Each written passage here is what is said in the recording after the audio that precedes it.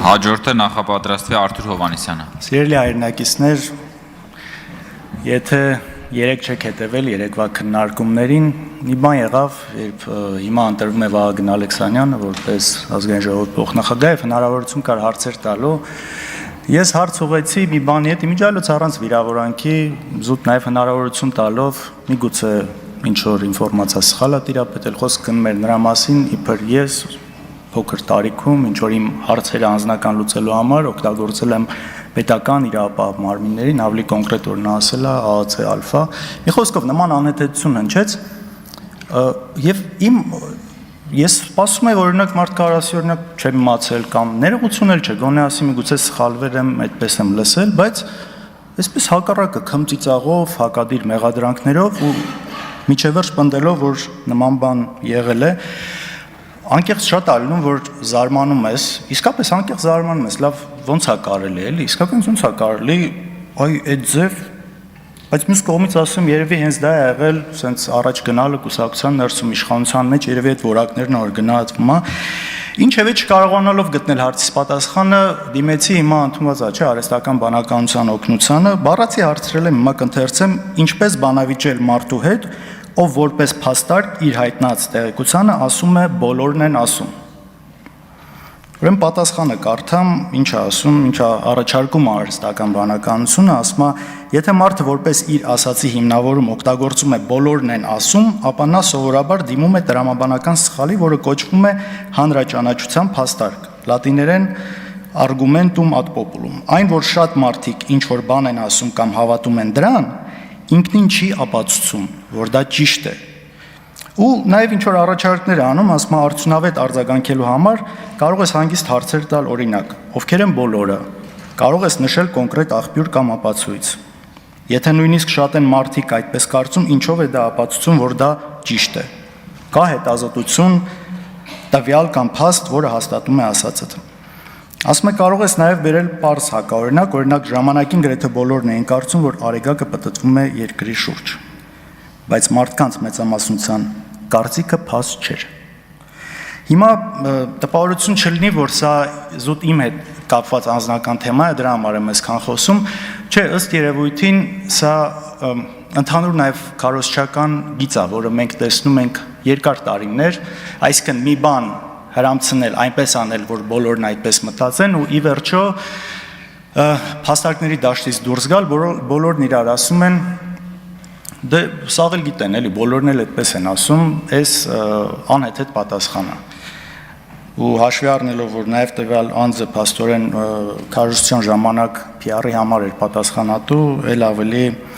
այս փաստարկը բան է դարձնում ու մնացած մյուս այս տարածվող ու գեներացվող ստերի հետ կապված որոշակի բարձաբանում է տալիս։ Երեք իմ խոսքից հետո Վիլեն Գաբրիելյանն այստեղ չի, բայց խոսեց նաև իմ մասին, ես լսել եմ իր ելույթը եւ այսպիսի բան կար, որ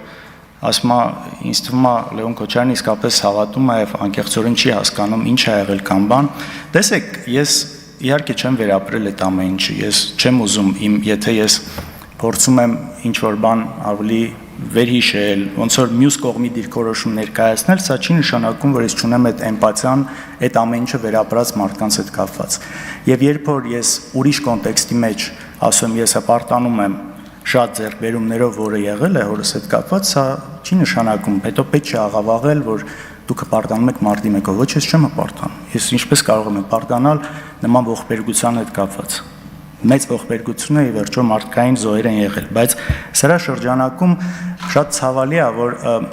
ամեն պատմություն, ամեն ինչ ընդհանրապես ունի երկու կողմ։ Եվ երբ որ օրինակ ինչպես այսօր Անդրանիկ Քոչարյանը խոսում էր, դեպքեր էր նկարագրում, բայց այդ կիսաճշմարտությունները, ոչ լիարժեքությունը բերում է այնց նրան, որ ի վերջո բոլորը ասում են մի բան, որը կարող է մեղմ ասած այդքան էլ այդպես չի։ Օրինակ ինչ է ասում է Քոչարյանը եկավ Ռուսաստանից բանակը հավաքեց եւ ինչ որ հրահանգներ տվեց։ Բայց ախր դրան նախորդող բաներ են չի եղել։ Բեմահարթակից հնչում էին պաշտպանության փոխնախարարների անունները, կոչ էր արվում նրանց միանալ, կար խմորումներ նույն երկրապահում, այսինքն այդ օթից չի եղել ու խնդիր է եղել պահելու բանակը քաղաքական process-ներին ներգրավել։ Ես հիմա շատ չեմ ուզում խորանալ, երեք էլ ասացի, որ ու նաև ձեզնից մարդիկ էստեղ ասացին, որ իսկապես չեմ կարծում, որ հանրությունը դա է ուզում մեզնից, բայց ամեն դեպքում նույն ֆիլմի հետ կապված բանը բերվեց։ Այդ ֆիլմում նաև կան իհարկե անճշտություններ, օրինակ ոստիկանական մեքենան իբր վրաերթի ենթարկել մարդկանց, որ իրականում այդպես չէ։ Հիմիկվա քննչականն էլ դա հաստատել է, որ դա այդպես չէ, ավելին այդ Վիլիսի մեջ նստած ոստիկանը ծեծվել էր ցուցարարների կողմից ու նաև իրենց խլել էին իր տաբելային զենքը։ Հիմա լավ, վատ, ես այստեղ զուտ հարցը նրանում է, որ այս փաստական տվյալները նաև պետք չի աղավաղել։ Ես այդ իրադարձությունները համարում եմ ողբերգություն ու նաև ուզում եմ հիշեցնել Նիկոլ Փաշինյանի խոսքը, ով ասել է, որ մարտի 1-ը չի բացահայտվելու, դեռևս 2018 թվականի փետրվարին, եթե չեմ սխալվում,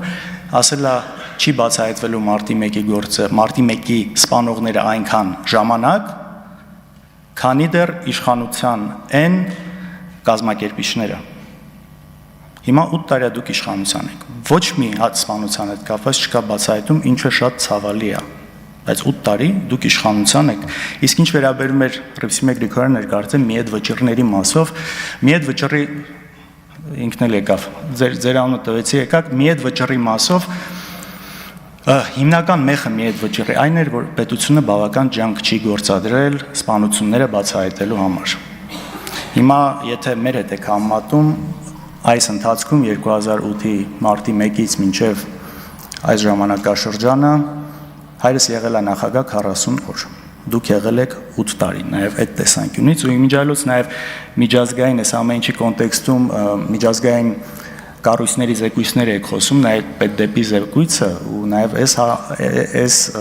բանում համատեքստում ոստիկանական բռնություն եւ այլ, օրինակ կոնկրետ իմ դեպքով, որի մասին ես խոսում եմ, ոչ մեկը չեք արձագանքում, իմ դեպքով ԱՄՆ պետդեպը զեկույց է հրապարակել, որտեղ անվանական իմ անունը գրված է ոստիկանների բռնության հետ կապված։ Մինչ այսօր գործը հարուցված 2023 թվականից, որտեղ ես ճանաչված եմ որպես դուժող ու մինչև այսօր չկա ոչ մի ոստիկան։ Ու այստեղ տեսանյութերը ամեն ինչը արկա է, այսինքն դատաբժշկի եզրակացությամբ եւ ամեն ինչով, բայց այս մասով էլ պարոն օրինակ Վահագն Ալեքսանյանը ասում է, այստեղ ես չեմ էլ կարծում, որ սխալ են արել, ամեն ինչ օրենքով են արել։ Չգիտեմ, կարծում եմ խոսքին ավելի արժեք կտա ու նաև հետագա խոսքին, երբ որ այս ակնհայտ բաների հետ կապված խոսացվի, ասվի, այստեղ խնդիր չկա։ Հիմա նաև խոսվեց իմ այսպես հիմնական շեշտադրումը օգնականի հետ կապված դեպքներ, որ ես դատապարտում եմ, ես շատ վատ եմ զգում, որ այդ դեպքը եղել է, բայց ես ինչի նաև այդ ժամանակ չեմ արձագանքել, որովհետև միանգամից գործ էր հարուցվել, պետք է լիներ կալանքի նիստ եւ փաստաբանները խնդրել էին, որ միգուցե դա կալանքի նիստի վրա ունենա որոշակի ազդեցություն եւ ես հետ մնացի, բայց դրա հետ կապված իմ օգնական, ով նաև իմ ընկերն է, լավ տղա է, լավ մարդ է, իր բացատրությունները տվել է եւ սա չի արվել որպես լրագրող, իմիջիայլոց գործը դատարանում է 3-ից 6 տարի ուզում են Արտուրին մեկ հարվածի համար դատել, սա այլ հարցի բան է։ Տեսեք, մյուս մասով ինչպես ձեր նոր պատգամավորներից կներեք Միքայել Խաչատրյան, հարգելի Միքայել Խաչատրյան, ձեզ չգիտեմ խորհուրդ կամ բան, զոհերի հետ կապված մի արեք այդ համեմատությունը ձեր իշխանության ու այն ժամանակվա, այստեղ ոչ մի ձևով չեք կարող դուք շահեկան դիրքում լինեք։ Այս իշխանության ժամանակ եղել են հազարավոր զոհեր, ու հետո Նիկոլ Փաշինյանը կանգնում ասում է, որ այդ զոհերը կարող էին չլինել, արդյունքը կլիներ նույնը։ Ու դուք համատում եք մի ժամանակաշրջանի հետ, որը ամենախաղաղն էր։ Եթե նույնիսկ մի զոհ ա եղել այն ժամանակ, դա շատ վատ է, բայց զոհերի թիվը, մարտական զոհերի թիվը եղել է 92 10 տարվա կտրվածքով։ Եվ երբ որ դուք գալի ասում եք, ես ինչից եք խոսում, հիմա 2 տարի է չեն կրակում, իմիջիայլոց նույն այդ բանը ասում էին մինչև 2020 թվականի 44-օրյա պատերազմը, այսպես չէ, հուլիսյան դեպքերը, այս քարոզչական թեզը գնում էր չեն կրակում։ Աստված տա երբեք չկրակեն, բայց խնդրում եմ մի խեղաթյուրեք։ Այս մասով հաստատ շահեկան դիրքում չեք հայտնվելու։ Այլ արձագանքեր ու բաներ կար, բայց երևի թե առիթ կընձեռնի դեռ այս օրերի ընթացքում։ Շնորհակալություն։